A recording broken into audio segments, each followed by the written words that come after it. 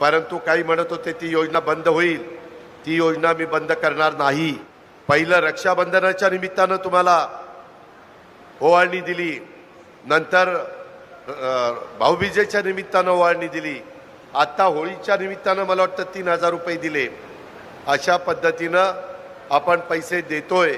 आदिती तटकरेचा पण त्याच्यामध्ये पाठपुरावा आहे। त्या पद्धतीनं इतरही योजनांना न्याय देण्याचं काम मी आणि आपलं महायुतीचं सरकार, मुख्यमंत्री, उपमुख्यमंत्री आणि सगळे मंत्रीगण आम्ही करू।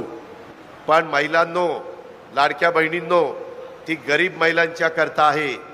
ज्या महिलेचं वर्षाचं उत्पन्न 2,50,000च्या आत आहे, त्या महिलांच्या करता कुरपण करणारी, धुणंभांडी करणारी, झाडूपोछा करणारी, झोपडपट्टीमध्ये कष्टाचं जीवन जगणारी, अशा पद्धतीची निराधार अशा ज्या काही महिला आहेत, ज्यांना त्यांचे मुलं मुली सुना सांभाळत नाही, जावई सांभाळत नाही, अशांच्या करता ही योजना आहे। तरी त्यांची संख्या काही प्रचंड मोठी आहे।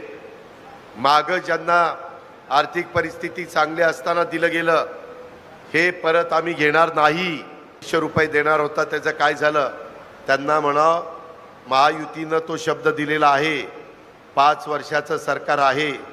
माझी एकंदरीत इन्फ्रास्ट्रक्चरचे पैसे आणि मूलभूत जे काही आपले प्रश्न आहेत, ते एकदा रांकेला लागल्यानंतर परिस्थितीनुरूप मी सभागृहात पण सांगितलंय, आपण त्या वेळेस ते निर्णय घेऊ।